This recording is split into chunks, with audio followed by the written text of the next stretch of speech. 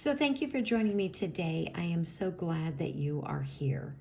So, there are no contradictions in Scripture. People say that, oh, the Bible contradicts, but what's contradicting is our understanding. And so, for us as believers, we really need to look at Scripture and what does it say so that it makes sense. And so, if God really wants everyone to be saved, I don't believe that He is trying to trick us and to make it super complicated. And so we just have to figure it out. And so I promised you that I was going to start some videos here talking about why does it seem that God is so loving in the New Testament? I mean, He sent His Son for our salvation, but then all of the things that happen in the Old Testament. And God seems cruel. So what we need to do is we need to talk about this and we need to figure out why it seems like there's a contradiction. And so the contradiction is our understanding. So you've heard me talk about Satan running the planet multiple times. We're going to rehash that here before we start, because if you don't believe that and you don't understand that, then the rest of it isn't going to make sense. But see, I know what pastors say because most pastors aren't reading the Bible, so most pastors don't understand it. And so you, to have understanding of why there seems to be a contradiction, have to understand what is going on with Satan running the planet. We're going to talk about that. You also have to remember that God cannot lie. He means what He says what He means. And so if He's promised something, it will come to pass, and His words are true. So He cannot lie to you. He cannot trick you. He cannot tell you something and then tell you something else that's contrary. Also, God cannot change. So who He says He is who He is.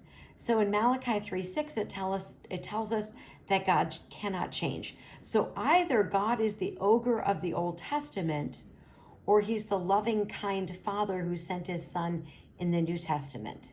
It has to be one way or the other.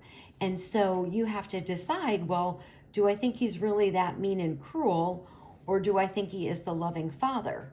So your natural answer should be, well, He has to be the loving Father. He sent us His Son.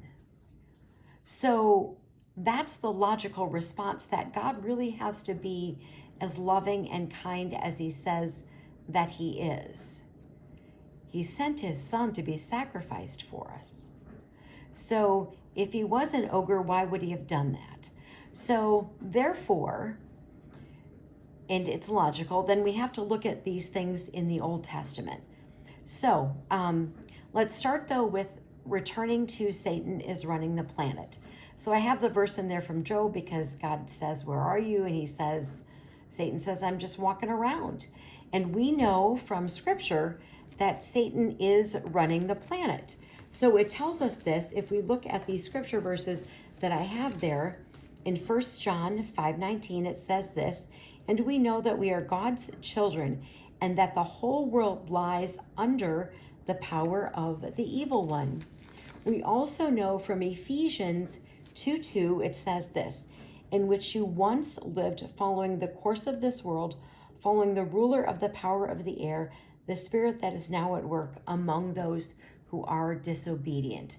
So very quickly, if you go back and you look in the Old Testament, when God created Adam, what did He say? Be fruitful, multiply, have dominion over the earth. But He could not give those same instructions to Noah after the flood. If you've been with me a long time, you've heard me say this multiple times. I know that you know that. But God could not tell Noah to have dominion over the earth after the flood. Why?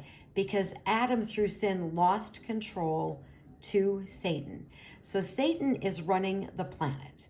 Yes, if you are a follower of God, you are following Him and you are following what God says, and through God's Spirit that is in you. But Satan has control of the planet. Jesus, being called the second Adam, will redeem that. So join me tomorrow for part 2, Armor Up. We ride at dawn. May God bless you as always. Have a great day.